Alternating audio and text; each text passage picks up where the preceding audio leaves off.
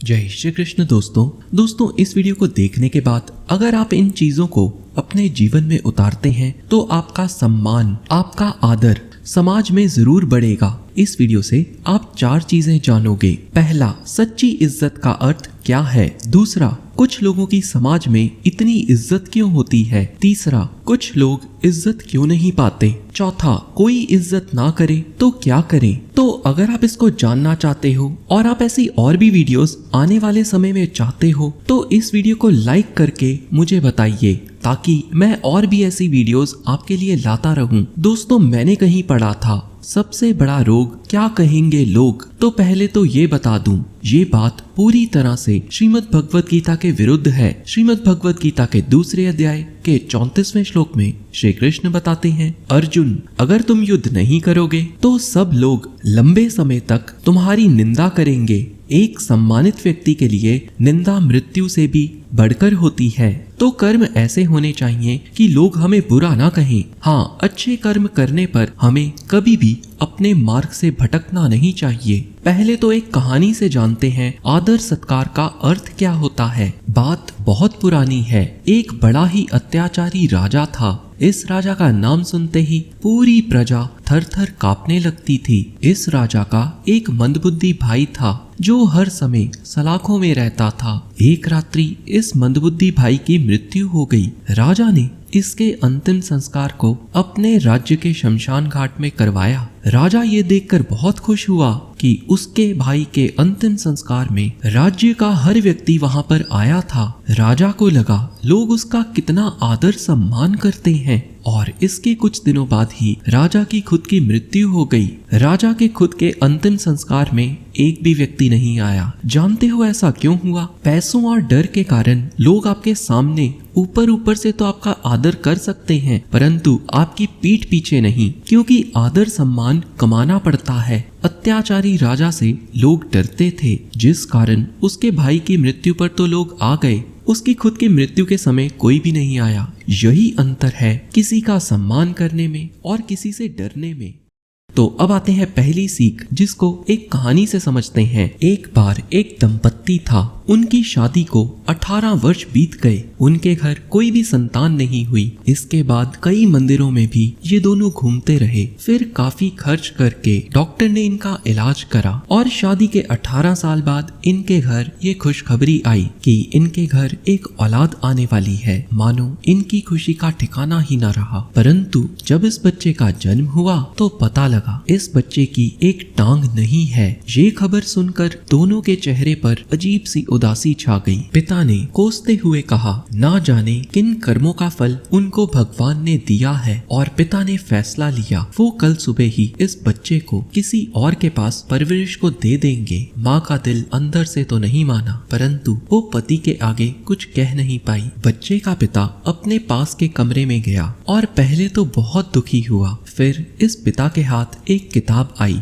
श्रीमद् भगवत गीता। इन्होंने सुना था कई बार श्रीमद् भगवत गीता के पृष्ठ पलटते पलटते ही जीवन की समस्याओं का समाधान मिल जाता है। और ऐसे ही पृष्ठ पलटते पलटते पिता ने श्रीमद् भगवत गीता के 4थे अध्याय के 30वें श्लोक को पढ़ा, जिसमें श्री कृष्ण कहते हैं, जो हर किसी में मुझे देखता है और मुझ में हर किसी को देखता है, मैं उससे कभी नहीं बिछड़ता। पिता अब अपनी पत्नी के पास जाते हैं और रोते हुए अपनी पत्नी से कहते हैं, भगवान अच्छे से जानते थे इस बच्चे को कहाँ भेजना है। भगवान अच्छे से जानते थे इसको हमारी कितनी आवश्यकता है और हमें इसकी कितनी आवश्यकता है। बच्चे की माँ ने कहा, आज आप मेरी नजरों में बहुत ऊंचे उठ गए। दोस्तों, मैंने कहीं सुना था बड़ा इंसान वो होता है जिससे मिलकर दूसरा छोटा ना महसूस करे। इसलिए हर जीव से दयालुता दिखाना ही आपको समाज में इज्जत मान दिलाता है, क्योंकि हर किसी में परमात्मा का अंश भी है। तो अब आते हैं दूसरी सीख पर, जिसको भी एक कहानी से समझेंगे। दोस्तों, ये कहानी सच्ची तो नहीं परंतु सीख बेहद अच्छी है। एक बार एक बहुत ही पहुंचे हुए गुरु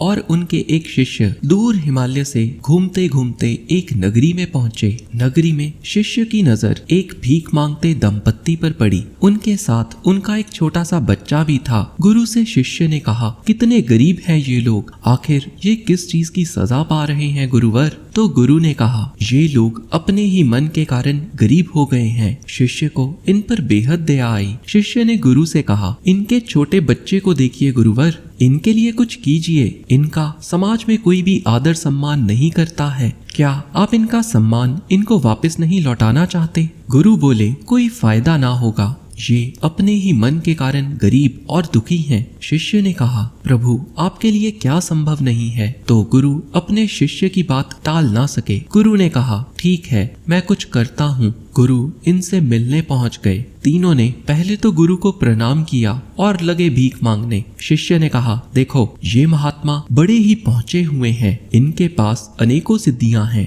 ये कुछ भी कर सकते हैं। और कुछ भी का अर्थ है कुछ भी। गुरु ने कहा, तुम तीनों मुझसे एक चीज मांग सकते हो, मैं तुम तीनों की एक एक इच्छा पूरी करूंगा। मांगो, क्या मांगते हो? पहले औरत ने कहा, आप मेरी उम्र 50 साल कम कर दो, मुझे 21 साल का कर दो। गुरु ने ऐसा ही किया। जैसे ही ये औरत 21 साल की हुई, इसके पति ने क्रोधित होकर चिल्लाकर कहा, देखा खुद ही छोटी हो गई ताकि मैं अकेला रह जाऊं और इस बुढ़ापे में मरता रहूं। गुरु ने कहा, शांत हो जाओ, तुम भी अपनी इच्छा मांग सकते हो। द्वेष में आकर इसने गुरु से कहा, इस औरत को आप बिल्ली बना दो। गुरु ने ऐसा ही किया। देखते ही देखते ये औरत बिल्ली बन गई। अब इस औरत का बच्चा लगा रोने, तो गुरु बोले, तुम भी मांग लो, क्या चाहते हो? तो बच्चे ने कहा, मुझे मेरी माँ वापस कर दो। गुरु ने ऐसा ही किया और इनके हालात जैसे थे वैसे ही रहे और जो मान सम्मान पाने का मौका इनके हाथ में था वो भी ये लोग गवा बैठे। आप अपने आसपास किसी भी आदर सम्मान वाले व्यक्ति को देख लो, उसका अपने मस्तिष्क पर पूर्ण नियंत्रण होगा। वो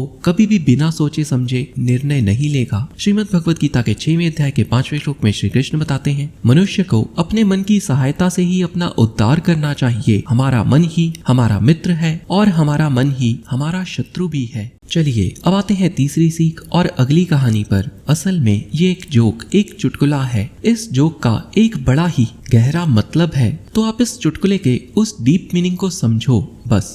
एक बार एक बहुत ही निकम्मा व्यक्ति था, सारा दिन कुछ भी नहीं करता था। उससे उसके घर वाले तो परेशान थे ही, उसके पड़ोसी भी बेहद परेशान थे। इस निकम्मे व्यक्ति ने ना तो कभी अपने बच्चों को पढ़ाया लिखाया और ना ही परिवार या समाज के प्रति अपने किसी कर्तव्य को निभाया। इसकी पत्नी ने एक शाम को इसको एक संत जी से मिलवाया। संत ने बहुत समझाया, तुम अपने कर्तव्यों से भाग रहे हो। इसने कहा, भाग और मैं? मुझे सब निकम्मा ऐसे ही नहीं कहते और मैं भागने की तो सपने में भी नहीं सोच सकता। मैं तो हफ्ते में एक बार इसलिए हिल लेता हूँ ताकि लोग ये ना समझें कि नर्क सिद्धार गया है। संत जी ने कहा, प्रभु अपने हर भक्त की इच्छा पूरी करते हैं, तुम्हारी कौन सी लॉटरी निकल गई है? परिवार की जिम्मेवारियां उठाओ बस। अब इसने गुरु जी की बात से 2 शब्द चुने, प्रभु इच्छा पूरी करते हैं और लॉटरी। निकम्मे के निकम्मे दिमाग ने सोचा, इससे अच्छा क्या हो सकता है? प्रभु से मांगता हूँ कि मेरी लॉटरी लग जाए,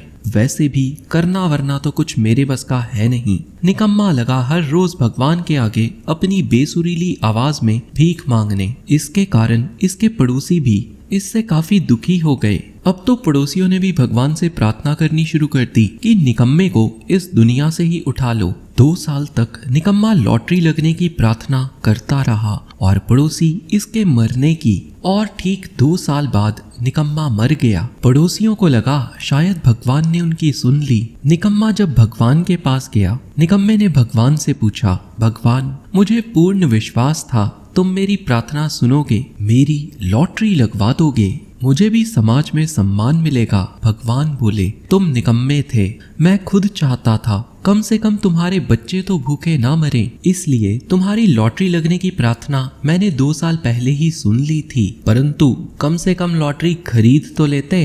दोस्तों, लॉटरी खरीदना कोई अच्छी बात नहीं है, बल्कि ये बुरी बात ही है। अपने कर्तव्यों के लिए श्रम करना ही सही है। इस कहानी के पीछे का भाव यही है कि जो भी अपने कर्तव्य माँ बाप, बच्चों, पति पत्नी और समाज के प्रति को पूरी निष्ठा से करता है, उसी को समाज में सम्मान मिलता है। श्रीमद् भगवत गीता के 2 अध्याय के 33वें श्लोक में श्री कृष्ण बताते हैं, अर्जुन युद्ध करना तुम्हारा कर्तव्य है। अगर तुम अपने कर्तव्य से भागोगे तो समाज में अपनी कीर्ति को खोकर पाप के भागी बनोगे।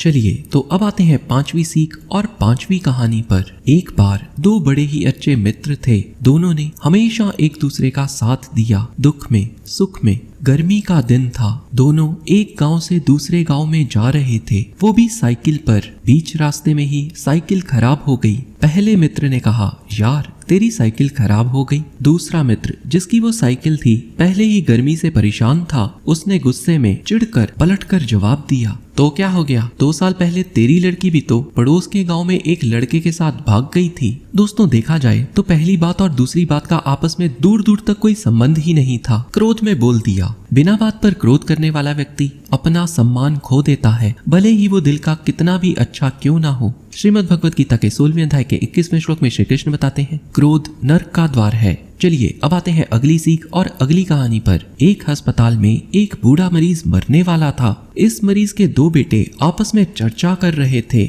मरने के बाद अपने पिता के शरीर को कैसे ले जाया जाए। पहले बेटे ने कहा, अपनी गाड़ी में ही ले जाएंगे। दूसरा बोला, इतना खर्चा, ऑटो रिक्शा में लेकर जाते हैं। पहला बोला, टांगा कर लेंगे, वो और भी सस्ता रहेगा। शमशान घाट 15 किलोमीटर दूर है।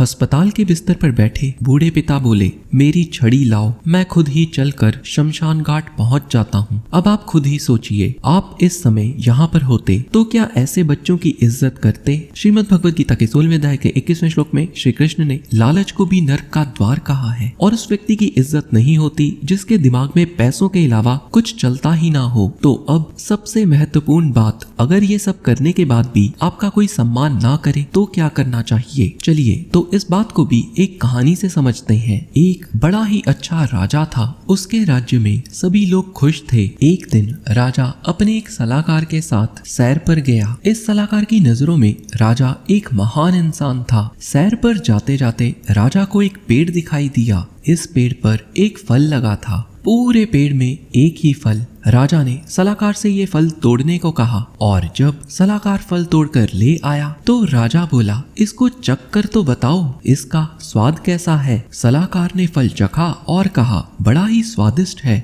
राजा ने फल स्वयं हाथ में लिया और खुद चखने लगा। जैसे ही राजा ने फल चखा, फल को थूकते हुए बोला, ये तो इतना कड़वा है, इसको तो खाना भी मुश्किल है, तुमने कैसे खाया? सलाहकार हाथ जोड़कर बोला, जिन हाथों से इतने मीठे फल खाने को मिले हों, वो हाथ अगर एक फल कड़वा भी दे दे तो कैसी शिकायत। यानी कि दुख और सुख, मान और अपमान दोनों को समभाव से ग्रहण करना चाहिए। यही श्री कृष्ण ने श्रीमद् भगवत गीता के 14वें अध्याय के 25वें श्लोक में बताया है। दोस्तों, सम्मान पाने का मोह मन से निकाल दीजिए। शकुनी को जो सम्मान दुर्योधन ने दिया वो पांडवों ने नहीं दिया, और श्री कृष्ण को जो सम्मान अर्जुन ने दिया दुर्योधन ने नहीं दिया। आपको हर कोई सम्मान नहीं देगा, परंतु हमारे कर्म ऐसे नहीं होने चाहिए कि हमें लोग बुरा कहें। हरे कृष्णा।